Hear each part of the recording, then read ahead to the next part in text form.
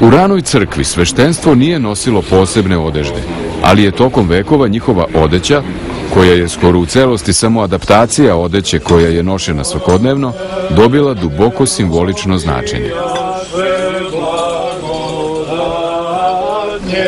U prvim godinama Vizantijskog carstva božanstvena liturgija počinjala je svečanim ulaskom u hram episkopa, to jest vladike sa narodom.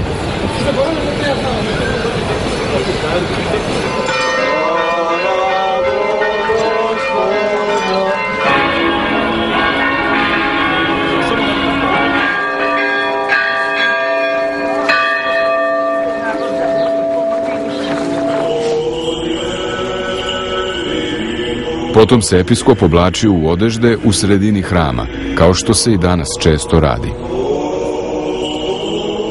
Episkopovo odevanje simboliše vaploćenje Logosa Božijeg, Sina Božijeg, pojavljivanje Boga u ljudskom telu. Kad u crkvi govorimo o simbolu i simboličkom, ne mislimo na prosto označavanje ili davanje nečemu prenosnog značenja. Simbol je u crkvi tajanstveno pojavljivanje i prisutnost nevidljive i nematerijalne realnosti u vidljivom, materijalnom.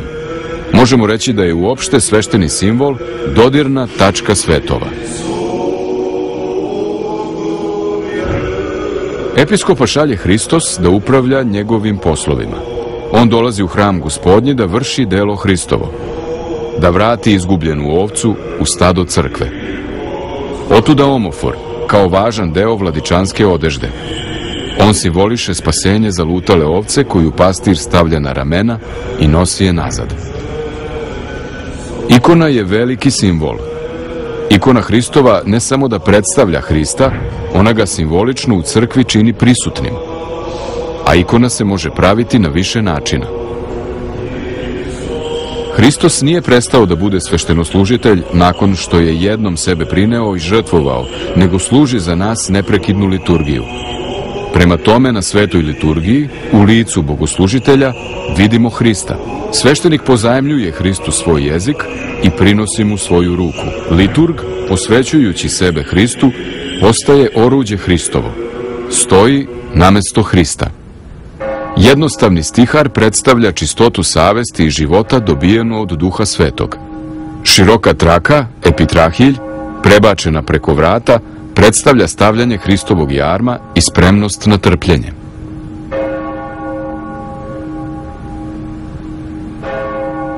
Pojas, zoni, označava spremnost za duhovnu borbu.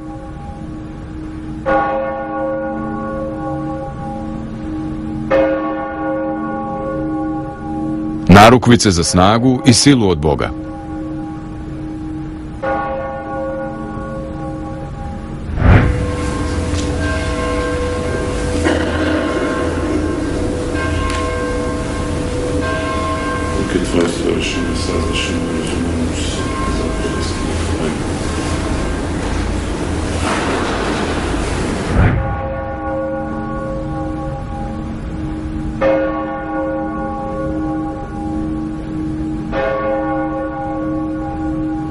Duhovni mač, nadbedrenik, ako ima, za krotost.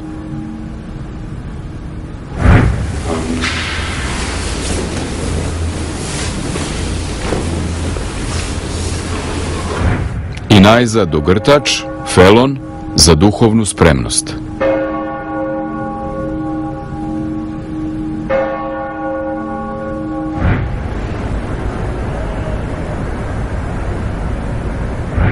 Đakon nosi stihar sličan svešteničkom, s tim da su mu rukavi široki. Narukvice i usku traku, orar, koji predstavlja njegovu spremnost da služi. Đakon u liturgiji simboliše ili ikonizuje, biva ikona Božijih anđela, koji se na freskama i ikonama često prikazuju sa orarima. Kao i arhidžakon Stefan, prvi među đakonima i prvi među mučenicima za veru u Hrista. Posle oblačenja odeždi, đakon namešta sasude neophodne za pripremu hleba i vina na posebnom stolu, koji se zove predloženje ili žrtvenik, a nalazi se sa leve, severne strane svetog oltara.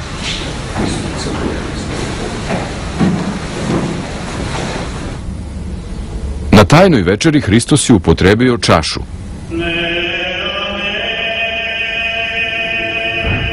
putir predstavlja tu čašu u kojoj je Gospod dao učenicima vino kao svoju krv.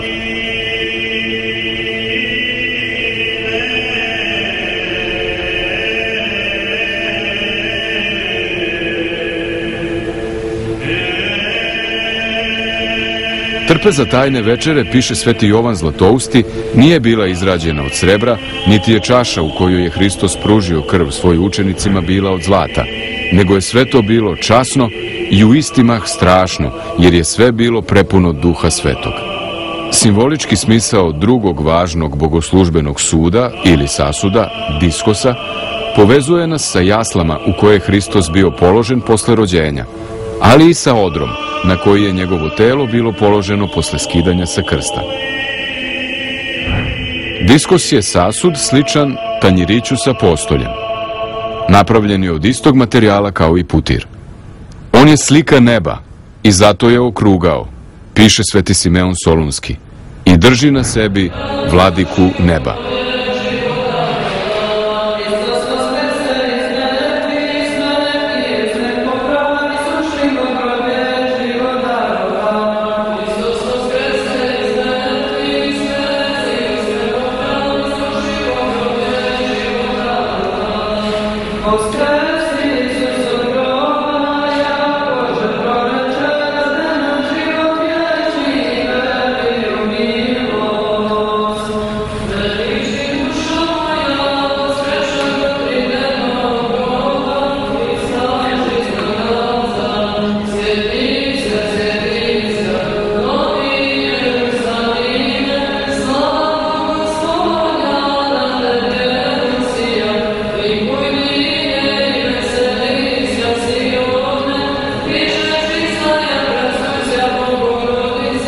Sveta liturgija je čovekov prinos Bogu i Božiji prinos čoveku.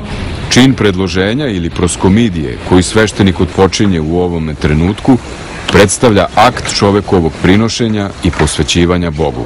Sveštenoslužitelj prima prinose vernih i od njih izdvaja, posvećuje Bogu, one koji će biti osvećeni u tajni svete Evharistije. Sveštenik blagoslovi posebno umešani hleb, prosforu. Prosfora znači dar, prinos. Iz njega izvadi sredinu sa pečatom, na kojoj piše IS, HS, NI, K. Isus Hristos pobeđuje. Ovim je predstavljeno uzimanje tela Hristovog od tela presvete Bogorodice.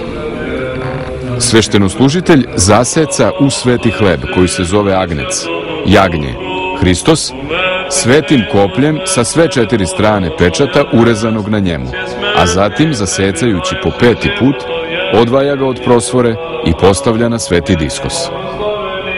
Sa svakim zasekom sveštenik moli posebne molitve sećajući se Hristove žrtve, a onda smesti centar prosfore na sveti diskos. Zatim sveštenik raseca kopljem žrtvu na diskosu govoreći: žrtvuje se jagnje Božije koje uzima greh sveta, za život i spasenje. Koplje je nožić oštar s obe strane, koji liči na koplje i upotrebljava se za pripremanje svetih darova. Simbolički se vezuje za ono koplje kojim su probodena Hristova rebra na krstu.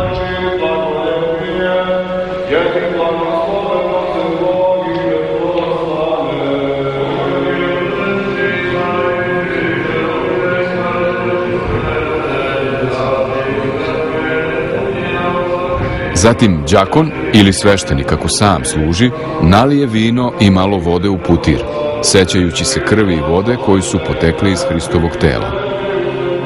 Uzevši u ruke istu prosforu ili neku drugu, sveštenik svetim kopljem urezuje u nju mali pečat u obliku trougla, u čast presvete Bogorodice.